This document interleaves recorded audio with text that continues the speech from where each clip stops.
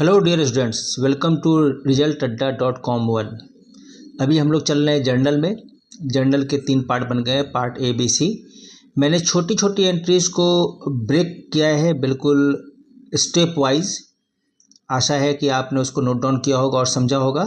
अब हम उसके लेवल को आगे बढ़ाते हैं। अब मैं एक सेंटेंस लेता हूँ, paid rent of ₹5,000 to Sohan. ध्यान देना, पेड रेंट यानी एक्सपेंस है, सोहन को पे किया है। रेंट किसी आदमी को दिया है, सोहन को। तो स्टूडेंट अक्सर कंफ्यूज हो जाते हैं कि उनको लगता है कि सोहन की भी एंट्री करनी है। तो आपको ये बिल्कुल ध्यान रखना है कि कोई भी एक्सपेंस या इनकम हो तो वो किसी आदमी को ही आप पे करोगे ना।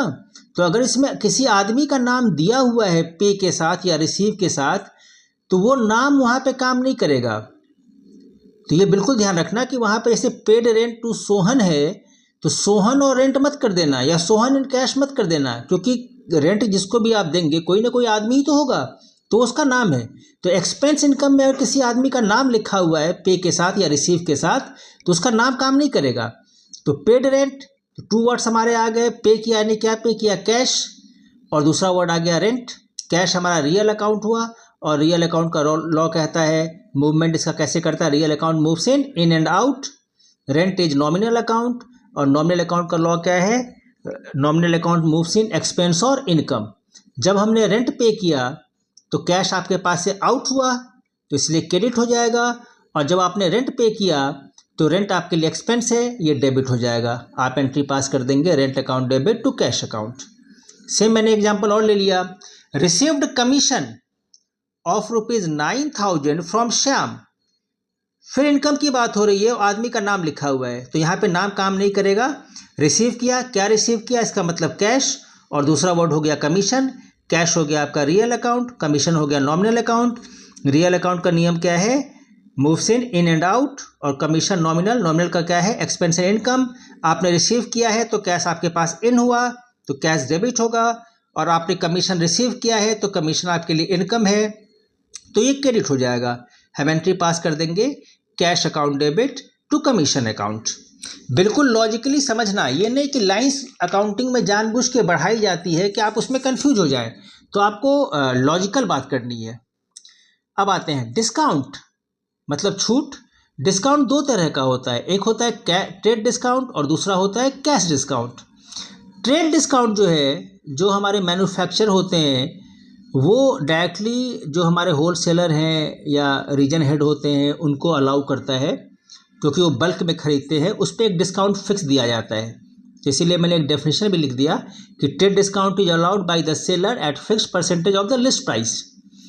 तो ये सबको मिलेगा वहाँ से, इसीलिए ट्रेड डिस्काउंट की कोई भी एंट्री नहीं होती, no entry is made. Trade discount की एंट्री नहीं होगी, इसका सिर्फ हम कैलकुलेशन करेंगे और उस अमाउंट को माइनस कर देंगे। इसको कहीं भी शो नहीं किया जाएगा, सिर्फ नरेशन में मेंशन करेंगे। और कैश डिस्काउंट, कैश डिस्काउंट का मतलब है जैसे आप सामान लेने जाते हो, कोई 500 रुपये बोलता है, आप बोलते हो अरे कुछ कम नहीं करोगे, बोलते ठीक है 490 रुपये दे दो। तो ये जो 490 रुपये 10 रुपये जो उसने आपको छोड़ा, that is called cash discount, इसकी एंट्री की जाती है। तो बिल्कुल ध्यान रखना कि जब भी क्वेश्चन में ट्रेड डिस्काउंट हो तो उसकी एंट्री नहीं करनी, उसका परसेंटेज निकाल लेना है, उस अमाउंट को लेस कर देना है। लेस करने के बाद की जो फिगर है उसी पे काम होगा, और कैश डिस्काउंट की एंट्री करनी पड़ेगी। तो इस पे मैंने एक क्वेश्चन ले लिया है, मैंने लिया bought from Sohan worth ₹10,000 at a trade discount of 10% and 5% cash discount. We paid immediately in cash. हमने सोहन से सामान खरीदा 10,000 रुपये का, 10% के ट्रेड डिस्काउंट पे और 5% के कैश डिस्काउंट पे। अगर मैं कैश पेमेंट करूंगा तो ये डिस्काउंट मिलेगा, कैश पेमेंट नहीं करूंगा डिस्काउंट नहीं मिलेगा, पर ट्रेड डिस्काउंट तो मिलना ही मिलना है। तो हमें क्या करना है, ट्रेड डिस्काउंट की एंट्री नहीं करनी, इसका सिर्फ कैलकुलेशन करना है। तो हमने क्या किया, 10,000 का 10% निकाल लिया, 1,000 लेस कर दिया, यानी हमारा जो क्वेश्चन में अमाउंट की जो एंट्री होगी वो होगी 9,000 की। और 5% है कैश डिस्काउंट, क्योंकि हम इंस्टेंटली तो पे कर रहे हैं, तो 5% मुझे और कम देना होगा। तो मेन अमाउंट तो बचा हमारा 9,000, उसका हमने 5% निकाल लिया 450। इतना पैसा हमें कम देना होगा, यानी अब हम 9,000 पे नहीं करेंगे, 9,000 माइनस 450 हम पे करेंगे 8550। तो अब हम एंट्री पास कर देंगे, क्योंकि हमने परचेज किया है। तो purchase account debit, main amount क्या हुआ 9,000, टू कैश, कैश हमने पे किया 8550 और टू डिस्काउंट, डिस्काउंट हमें मिल गया है 450। तो यानी ट्रेड डिस्काउंट को घटाने के बाद का जो अमाउंट है उसी अमाउंट की एंट्री की जाएगी। सेम एज मैंने एक एंट्री और ले ली, अब जो है उसको कॉम्प्लेक्स कर दिया है एंट्री को। Goods purchased of list price of ₹60,000 from Divya at 20% trade discount and 5% cash discount and paid 40% by check। अब ये मॉडिफाई कर दिया क्वेश्चन को, तो बिल्कुल हड़बड़ाना नहीं, ये सारे कॉन्सेप्ट आप पीछे रीड कर चुके हो, उसको अब एक साथ ऐड करके हमें एंट्री करनी है। सबसे पहली बात कि 60,000 का सामान था, ट्रेड डिस्काउंट मैंने बोला है माइनस कर दो, तो 60,000 का 20% निकालो, ये हो गया 12,000, माइनस कर दो, बच गया 48,000, यानी एंट्री होगी 48,000 की। अब कैश डिस्काउंट आपको उतना मिलेगा जितना आप पेमेंट करते हो, तो मैंने 40% चेक से पेमेंट कर दिया। चेक मतलब क्या समझो आप, 40% हमने चेक से पेमेंट कर दिया, तो टोटल जो परचेज प्राइस हुआ वो हुआ 48,000। इसका हमने 40% पेमेंट किया, तो 48,000 का मैंने 40% निकाल लिया, ये आ गया 19,200। इतना जब मैं पे करूंगा तो इस पर मुझे 5% का और डिस्काउंट मिलेगा, तो मैंने क्या किया, 19,200 का 5% निकाल लिया, ये हमारा हो गया 960। इसका मतलब है कि 19,200 में से 960 को हटा दे, हम जो पेमेंट करने को रेडी हैं वो लेस करने के बाद की जो फिगर है वो, यानी 18,240।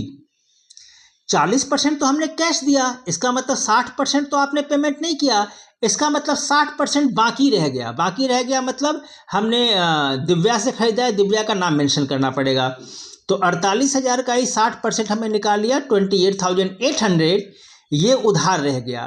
तो ये कंपाउंड एंट्री अब मैच करके हो जाएगी। हमारा टोटल परचेज है 48,000, तो हम लिख लेंगे परचेज अकाउंट डेबिट 48,000, जिसमें से कैश हमने पे कर दिया 18,240, तो हमने चेक से पेमेंट किया है इसलिए हमें लिख दिया टू बैंक 18,240।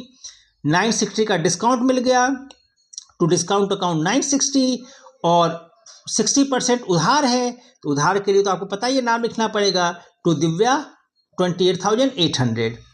तो इस तरीके से ये कॉम्प्लेक्स एंट्री कही जाती है। इस तरीके से हम कैलकुलेट करते हैं। कैलकुलेशन को बारीकी से आप देखें, नोट डाउन करें, फिर क्वेश्चन करें, आप बहुत आराम से कर पाएंगे।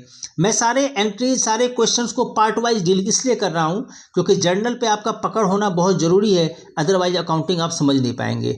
आशा है आप इसका अच्छे तरीके से इस्तेमाल करेंगे, नोट करेंगे, समझेंगे। Thank you.